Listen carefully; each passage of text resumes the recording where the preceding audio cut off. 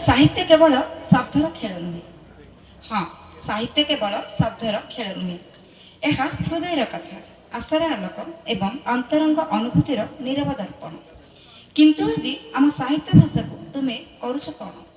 मो भाषा चर्चा गीतिकार आरंभ, आदिकवि सारला दासଙ୍କ महाभारत, पंचसखाଙ୍କ अवदान, उपेन्द्र भंज, बलदेव रथ, अभिमन्यु सामंत सिंहार रीतिजुगरे विकसित करथिले निज ज्ञान।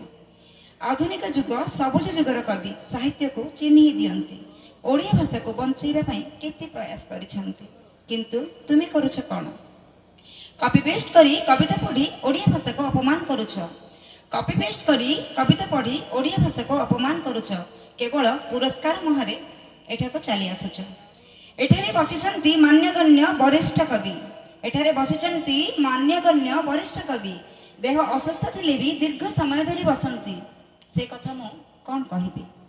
ओडिया भाषा को भल पाउथुबा ए व्यक्ति सब कौन आपनको सस्ता लागुछंती कि ना तुम परी पुरस्कार मोहरे एठाको आसी बसिछंती?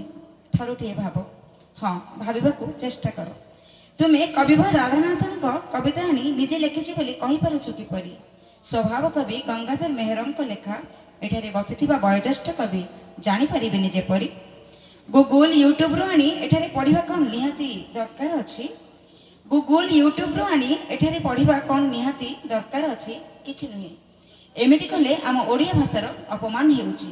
हाँ, एते छोट पिला ओडिया भाषा को ठीक से पढ़ी पारुनी, कविता लेखि परिबो केमिति?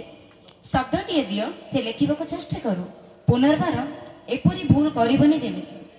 जदि पितामाता लेखि दउछ पिलांक पई, दयाकरी एपरी करंतुनी। उत्साहित कर पिलामानंकु से निजे लेखिबे। कहिदेली बोली प्लीज मते भूल बुझिबनी। कविता नुहे लता जातीय तृण, नुहे से झरणार जल। कविता नुहे लता जातीय तृण, नुहे से झरणार जल। से भावनार सुंदर शब्दमालाटीए। हाँ, एकांत भावना सहरर से सुंदर सहरटीए। कविता निजे लेखि पढ़िले ही मिलिथाए आत्मसंतोष। हाँ, कविता निजे लेखि पढ़िले ही मिलिथाए आत्मसंतोष। जदि भूल किछि कहि देछि दयाकरी धरिबनी मो दोष। धन्यवाद।